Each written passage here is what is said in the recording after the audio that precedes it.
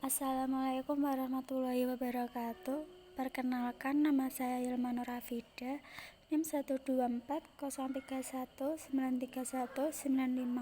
Saya dari kelas Akuntansi Syariah 2E. Di sini saya akan menjelaskan tentang reproduksi bacaan.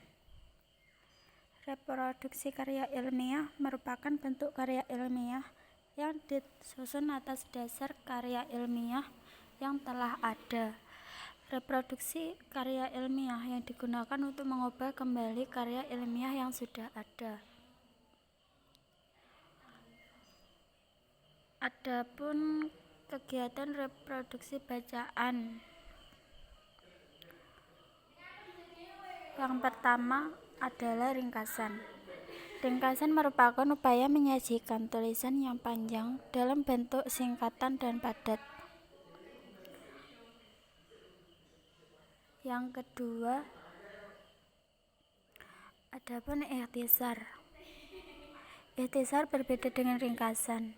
Ringkasan mempertahankan urutan dari gagasan penulis, sedangkan ikhtisar tidak perlu mempertahankan urutan isi dari karangan aslinya.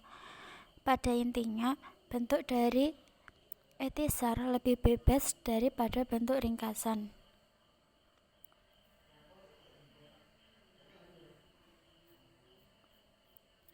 Yang ketiga yaitu ada resensi. Resensi adalah tulisan yang mengulas dan memberikan penilaian atas suatu bacaan. Resensi dibuat untuk menginformasikan kualitas bacaan kepada pembaca, sehingga pembaca mendapat gambaran tentang bacaan tersebut sebelum memutuskan akan membaca secara lebih mendalam atau tidak. Resensi banyak dimanfaatkan sebagai cara memperkenalkan atau mempromosikan buku-buku dari penerbit kepada masyarakat umum melalui media cetak. Istilah resensi dalam beberapa media cetak dimuat dalam bentuk rubrik, timbangan buku, laporan buku, apresiasi buku, bedah buku, dan ulasan buku. Yang keempat adalah rangkuman. Rangkuman merupakan bentuk ringkasan yang bersifat menyeluruh, padat, dan memuat unsur utama pada bacaan. Rangkuman materi sangat diperlukan ketika kalian ingin mempelajari semua materi secara menyeluruh.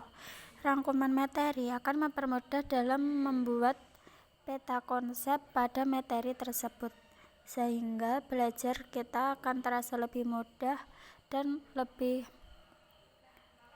untuk mengetahui tentang materi secara menyeluruh. Yang kelima yaitu sintesis. Sintesis merupakan kegiatan merangkum berbagai pengertian atau pendapat dari dua atau banyak bacaan. Membuat sintesis perlu dilatih dalam menulis ilmiah karena hampir dalam banyak bagian dalam karya ilmiah, keterampilan menulis sintesis diperlukan.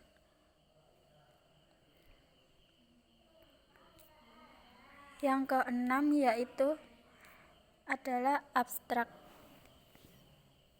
Abstrak adalah ringkasan isi suatu tulisan ilmiah dalam bentuk singkat dan padat. Abstrak memuat semua subjudul yang dijabarkan dalam laporan. Namun, karena kepadatannya hanya intisari dari setiap subjudul yang dikemukakan dalam abstrak. Karena itu, kalian harus mempunyai kemampuan untuk memilih bagian penting mana yang akan dijadikan dalam abstrak.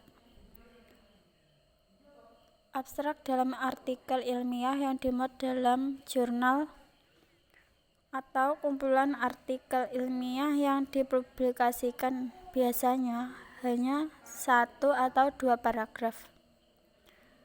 Hal terpenting dalam penulisan abstrak yaitu penulis abstrak tidak diperkenalkan mencantumkan sumber referensi, tidak mengungkapkan hal yang tidak dibicarakan di dalam laporan. Selain itu, umumnya abstrak ditulis dalam bahasa Inggris atau bahasa Indonesia jika karya ilmiah ditulis dalam bahasa keduanya. Yang ketujuh yaitu simpulan. Simpulan merupakan bentuk ringkasan yang mengungkapkan gagasan utama dari suatu uraian atau pembicaraan dengan memberikan ide pokok juga menyelesaikan dari permasalahan yang diungkapkan. Simpulan juga bisa memiliki arti kesudahan pendapat.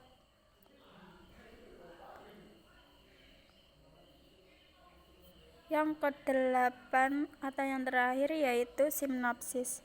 Sinopsis merupakan ringkasan pendek dari suatu cerita pendek, cerita novel, roman, dan karya-karya sastra yang lainnya atau karangan.